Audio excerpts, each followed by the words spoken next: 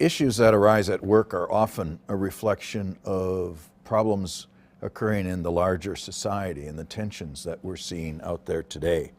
So today, unfortunately, all around the world, we're seeing conflicts, sometimes verbal attacks, sometimes physical attacks. Maybe it's refugees from Syria or other war-torn countries trying to find a place to live in Europe. Maybe it's attacks on immigrants. Maybe in the United States now it seems to be attacks on religious groups, Muslims. Sometimes now we're seeing racial conflicts rise again.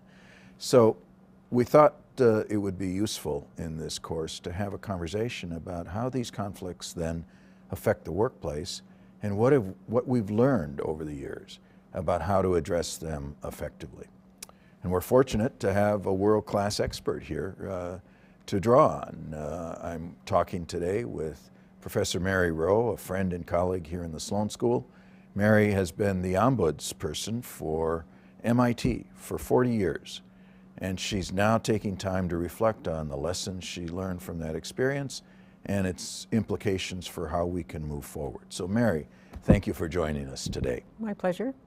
So why don't we start right at the beginning. What is an ombudsman or an ombudsperson or ombuds, whatever the appropriate term is, and what does a person in that role do? An organizational ombud, and there's lots of us now around the world. I'm guessing that there are probably about 1,000 of us in corporations and government agencies and academic institutions around the world. It's a neutral. Many people know what a mediator does, and if you can imagine an internal mediator who works on any kind of problem that comes to him or her, that begins the picture. We're independent of all line and staff offices. By standards of practice, we report to the chief executive officer or above him or her to a board. We're informal. We don't have any management power. We can't fix anything. And we are confidential. That's perhaps the most important thing for your talk today. We keep no case records for our organizations. We're called a zero barrier office. We should establish an office where there are no barriers at all to being able to come to talk with us. Well, that's a good introduction. And I know you have emphasized the need for multiple tools to fit into what you have called a conflict management system. Could you describe what some of these tools are that are needed for people in your role to be effective? Well, people in my role need various kinds of tools. We think of a sense of humor, integrity, intelligence, caring, especially important, especially because of what you were saying before about the origins of conflict. We think of ombudsmen as needing to have a lot of cross-cultural experience. And indeed, my profession is one of the best integrated professions in the world by race and by gender. I'm very proud of that. But I think you're also thinking about what needs to be in an organizational system to deal with conflicts in the workplace and with students and so on. Is that right? That's right. Some of the tools and the options that I know you consider important. Lots of people who think about this question think first about, do we have a formal grievance procedure? And that, of course, is a very important question for the most grievous problems and the ones that need a management decision. But most problems will yield to people thinking about their own interests and those of others at what organizations think of as the lowest possible level. So at the lowest possible level, we want conflict settled on site if possible.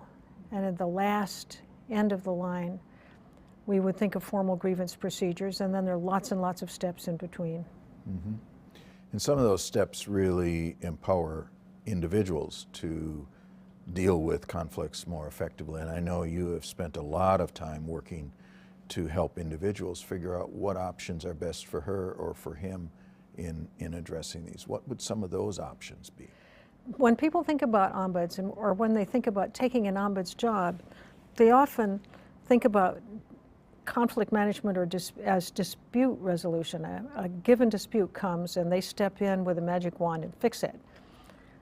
In point of fact, very good ombuds and those in place for a long time generally spend more than half their time helping people help themselves to learn how to deal with conflicts and even to prevent them. And that's true for both individuals and for groups. Mm-hmm. Mm-hmm. So helping people help themselves, listening to people, talk about their issues, getting them to articulate their concerns, having more formal consultation in organizations and forums for affinity groups and maybe sometimes councils of people coming together. These are all part of a larger system that I know you have emphasized. Do we have room for me to tell a quick story? Sure. You know, I'm just looking back at my old papers. In the 1970s and 80s, I was a young economist and I came from the outside to MIT. I was overwhelmed by having 100 people come to me in my first week, no two of them with the same issue. And I didn't have any expertise on any one of them. But what I did do with the total backing of my boss, the president, was to get any two people who had the same issue together with each other to try to figure out what kind of systems change might help deal with that issue or even prevent it. Now, here's what I've just discovered. In those 17 years, there were at least 60 women's groups alone and many minority groups. I haven't yet got a perfect count of them. And many cohort groups like engineering assistants who got themselves together to, as affinity groups, if you will, to propose solutions. So that's just one example of what you're saying. Well, I like the emphasis that you put on systems, that these different options need to be there because people have different preferences for how they approach these issues, and you have been very skillful in helping people find something they're comfortable with, and I think that's really critical to making these work.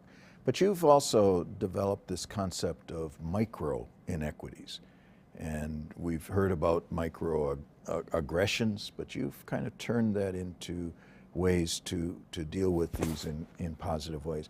What are micro-inequities? And then we can talk about how to perhaps deal with them. But this is something that I think is particularly unique to your own work. I was very honored before and just after I came to MIT to have as a mentor Dr. Chester Pierce. Many people nowadays remember him, a very prominent psychiatrist and neurologist. Chet Pierce came up with the idea of microaggressions in 1970, talking about racism and talking about hostile acts. And he was simply extraordinary in helping to develop that idea. When I came to MIT, very grateful to him for what I had learned about microaggressions. I found microaggressions, and of course we still do, but I found a great deal more besides. There are hostile acts, as all of us know, and there's a great deal of small acts of racism and religious intolerance and sexism and so on. In addition, I discovered a lot of complaints and concerns that appeared to me to arise out of unconscious bias. That is to say, not available to the person who is behaving in a way that he or she might even regret. And in 1973, I found myself doing this. And in fact, my kids were simply delighted to catch me doing it. So unconscious bias was a big deal for me. And then I began to discover these little aggressions, or inequities, if you will, that seemed to arise just out of negligence. I knew better, but I just blew it. And then finally, there was a large clump of them. Again, problems that were problems for me, myself, that arose out of what I will call innocent ignorance. A lot of ignorance is not innocent, but I lived in West Africa just before I came. I inadvertently served food with my left hand to Muslim colleagues. I made the mistake of showing the bottom of my foot in a meeting, in a very polite Muslim meeting in West Africa. I learned that it's very easy to be very offensive on the basis of problems that one just didn't know exist. So with great respect and with Chet Pierce's blessing, I extended the idea of microaggressions to include these other huge groups of problems, sexism as well as racism, and just plain bullying as well as either. Yeah. So these micro-inequities often are happening even though we're not always aware of them. But you've tried to make this a more positive approach to addressing these issues, and you call them micro-affirmations. Tell us what you mean by that. Give us some examples of how one can deal with these micro-inequities. Again, it was partly in an effort to make sure that I was myself not committing, if you will, micro-inequities right and left. And here was my problem, Tom. I thought to myself, if some of these problems come from unconscious bias, and there's no way we can be aware, without a lot of work at least, to be aware of our own unconscious bias, what hope is there for me? So I read and I thought, psychology gave me a clue, which is that if one always behaves in a respectful way and seeks out that which can be affirmed in everything around one in one's work group, always genuinely, of course, things that really are going well. If one's whole life is spent in genuine affirmation of other people's excellence and in respectful behavior, you can block your own unconscious bias. So my first thought about affirmations was really in an effort to do something about myself. It turns out that micro-affirmations have a whole lot of other good aspects to them. They make people happy. The work of the Negotiation Project on core emotional concerns shows that approval and affirmation are two of the most important core emotional concerns that every single person has all over the world. And if I live my life in micro-affirmations, I am by definition reaching out to the core emotional wishes of everybody I'm interacting with. And those are just two of the, you'll have a chart. Those are just two of the ways that micro-affirmations can be helpful. So by affirming good behavior and recognizing it and providing psychological rewards and role modeling in your own behavior, you often make it contagious for others in one's work group. It sounds like this is the way in which you show, by creating an environment of support, that we aren't going to tolerate inequities, and you change attitudes by changing behavior. Exactly so. We've known for a long time that attitudes affect behavior. More recently, we've learned that our behavior can change our own attitudes. That's a big deal. I think that's a really important point, and it has good psychological research bases, yes. But it also just makes good common sense that we learn from each other's experience at young ages in our workplaces as well. So that's very helpful. But I want to turn to another idea that you have championed and used so effectively over the years, and that's something that we call bystanders, that you call bystanders in particular. And we're all bystanders, and we see bad things happening in our workplace or in our wherever we are in society, and we come home and the next morning in the shower we say, gee, I wish I would have done something. Tell us what you've learned about how to be an effective intervener when one sees them in a bystander role and sees something bad happening at the workplace. Bystanders have a bad name all over the world, and in fact the term bystander effect is often used to mean somebody who stands by and lets racism or unsafe behavior or something terrible happen. When I began looking at all of this, I began looking at it from the point of view of an ombudsman, because where very bad things or very good things happen in the workplace, usually there's no supervisor there, but there are peers and bystanders. So I thought, here is enormous leverage, either in getting wonderful recognition for good behavior or in getting unacceptable behavior stopped. So I began to study it.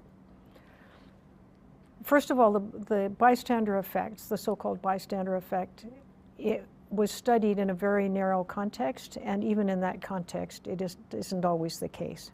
But so what do bystanders actually do when they see something unacceptable or scary?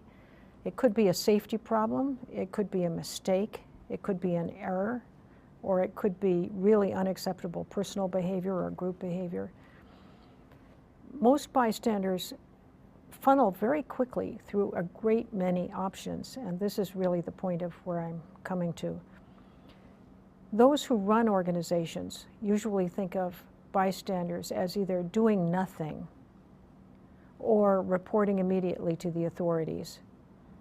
Meaning responsible bystanders do nothing, or I guess they don't do anything, and if they're responsible, they only report to authorities. In real life, bystanders do all kinds of other things, and I began to study that for my last 15 years as an ombud. I collected everything that people told me in my office that they had considered when they saw either wonderful behavior or terrible behavior. What options did they consider? And it's very rare that they considered going to authorities, and mostly they did want to act. So they came up with lots of other possible options for how to get something fixed or prevented or remediated. Mm-hmm. What would some of those options be? Obviously, it means one has to sort of disrupt the behavior in real time in some way, or change the behavior. So can you give us an example or examples of actions that you've seen people take that have been effective? Well, again, your question is a perfect one, because in real life, people often don't act on the spot, in the moment. They think about it, and they might act on the spot in the moment, but they think about it and they worry about it. This is the responsible bystander again. Some of the options they choose would be to go home and talk with trusted family, or in the workplace with trusted friends and peers, or if they have a boss that they really trust, they might ask about it hypothetically. Like, boss, if something like this were to happen, what would you think about it? What could the organization do with a problem like this? Other possibilities would be that they would get a generic approach to deal with it. If it's an organization that does a lot of training, maybe a training program that can be brought in which we just happen to mention this kind of behavior. Sometimes a person will act, but only together with a coworker. So, Tom, I'm thinking now, who do I trust in my workplace? Who would come with me to talk with the boss? I wonder if I could write a note. I wonder if there's any manager who cares about this kind of behavior. Sometimes it might be audit, for example, or it might be the EEO office. Maybe I could write a note and have them think about this kind of problem in my section of my organization. So there are lots and lots of different options that responsible bystanders will choose. Well, I like the way in which you describe how you talk with people to generate options like this. Maybe really skilled people or people who have a mindset can interrupt behavior on the spot, but often it's reflecting, okay, what could I do tomorrow? What could I do today in retrospect? And it's finding those different approaches that's so key. So if I'm hearing you right, Mary, what you're saying is organizations really need to have respected, independent neutrals who are supported by a conflict management system with multiple options, because people have different approaches to dealing with workplace problems and they need different outlets for addressing them. And then secondly, they need to have tools and training so that not only are the professionals good at addressing these issues, but so are managers and so are frontline employees, so that they can be ready to put these tools to use, and they have to trust these tools. And then third, you have to create a culture in the organization Yes. that empowers people to take action to help Safely. themselves and help others safely. So do you have any final thoughts on how we can put all these tools to use to deal with the modern problems that we see in workplaces today? I have two final thoughts. One is, if you who are listening to this is just an individual by yourself, and maybe even young, and you think you have no power, you always have options, just one person to make things better wherever you are. If you who are listening to this are a manager, think about a systems approach with within your organization to help other people, to help you with a strategic plan to build an affirming workplace. Well, Mary, thank you very much. Thank you for all that you do and all that you have done, not only here in our organization, but around the world to help others build these kinds of systems and capacity. And so there's lots of issues to address, and we just have to stick with it. So thank you very much. Thank you, Tom.